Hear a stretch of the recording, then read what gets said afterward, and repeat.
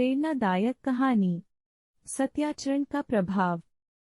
बात उन दिनों की है जब एक दिन पाटलिपुत्र नगर में सम्राट अशोक गंगा नदी के किनारे टहल रहे थे।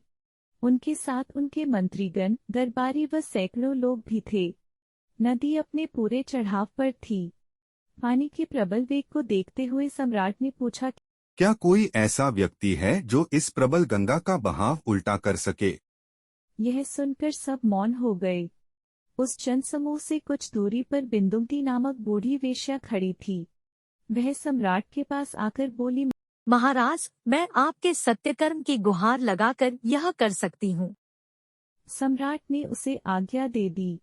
उस वेश्या की गुहार से प्रबल गंगा ऊपर की ओर उल्टी दिशा में गर्जन करते हुए बहने लगी। सम्राट अशोक भौंचक्के रह गए।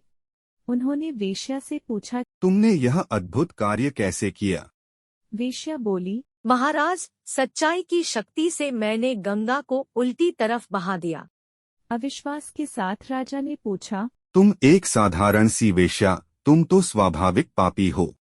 बिंदुमती ने जवाब दिया, दुराचारी, चरित्रहीन स्त्री होकर भी मेरे पास सत्यकर्म की शक्ति है। महाराज, जो भी मुझे रुपए देता, चाहे ब्राह्मण, क्षत्रिय, वैश्य या शूद्र रहा हो या किसी अन्य जाति का रहा हो, मैं उन सब के साथ एक जैसा व्यवहार करती थी। जो मुझे रुपए देते थे, उन सब की एक समान सेवा करती थी। महाराज, यही सत्य कर्म है जिसके द्वारा मैंने प्रबल गंगा को उल्टी दिशा में बहा दिया। कहानी से सीख। धर्म के प्रति सच्चाई मनुष्य को महान शक्ति प्रदान करती है।